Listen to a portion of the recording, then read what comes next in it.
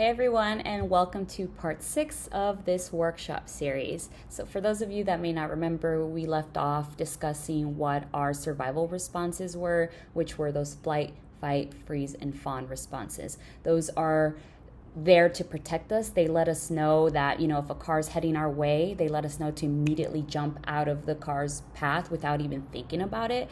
They're very healthy for us to have. The issue that happens though is when you experience trauma of any shape or form, any type, whatever, your survival responses can be impacted, most of the time are impacted, and it depends on what kind of trauma, how long the trauma has lasted, and of course it depends on the individual type of person. It really varies.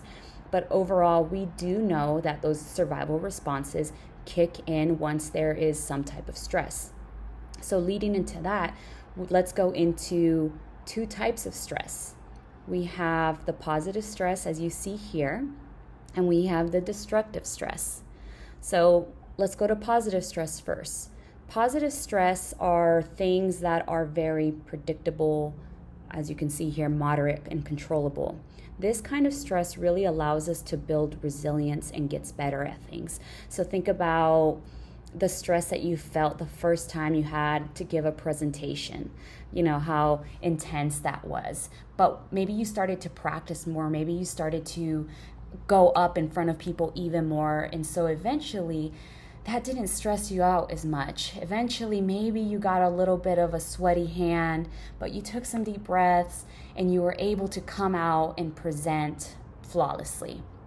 You had created tolerance. When you think about a child, you think about a child that maybe is learning how to put blocks together for the first time, and they may be frustrated at first, right? But with appropriate guidance and support, they eventually learn how to build, and they start to build that resilience and tolerance and independence. That is very positive stress. That's the kind of stress we like to have. It makes us better, it makes us grow.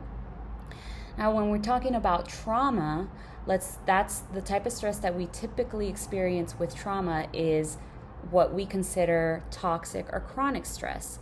And this really happens when you have things that are unpredictable, they're very extreme, or they're prolonged. So examples of this would be, there could be trauma from a one-time event, so like a car accident. Again, that's unpredictable. Maybe there's a shooting that could be also extreme. Maybe you were in a home where you were seeing a lot of violence, or maybe you were bullied in school. Anything like that. Again, just like I said previously, the trauma really depends on how the person views it.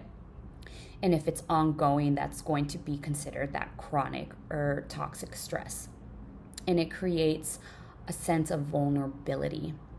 And our bodies are not meant to be in that constant stress, right? So too much stress creates chronic and toxic stress. So think about people that are always very anxious, like always worrying, or maybe depressed. Those people are in a constant state of destructive stress. And what that does to your body and your mind is, it creates a lot of mental health challenges. You can have trouble sleeping, trouble with your memory. People end up gaining weight, losing weight. There's so many things. Again, maybe there's a lot of pain in your body that can be related to chronic or prolonged destructive stress.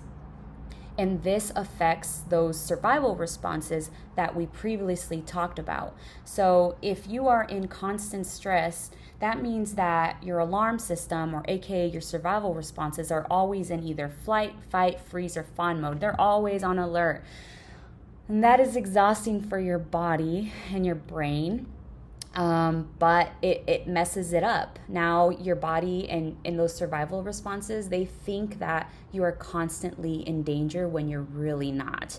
Because even if you were removed from maybe a really toxic environment or an abusive family, and now you get placed, or now you're in an area where it's like really calming and stress-free, but for some reason you can't relax. That's because the trauma and that toxic stress that you had experienced followed you.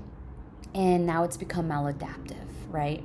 So that's all I have to say about this section. The next section, we're going to talk a little bit about how trauma does affect the brain. So hope you like this video, and I hope to see you in the next part. See y'all.